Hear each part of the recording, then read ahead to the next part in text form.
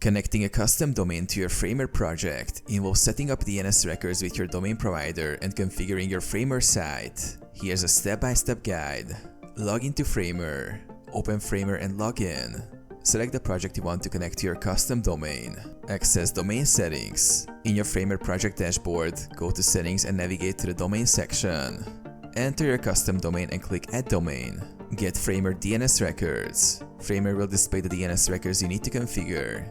Typically, you will need a record, points to Framer's IP address, CNAME record for the www subdomain pointing to hosting.framer.app, update DNS with your domain provider, log into your domain register, go to the DNS or domain management section, add the A and CNAME records provided by Framer, verify connection, return to Framer and click verify in the domain section. The system will check the DNS settings. Wait for propagation. DNS changes may take up to 24 to 48 hours to propagate.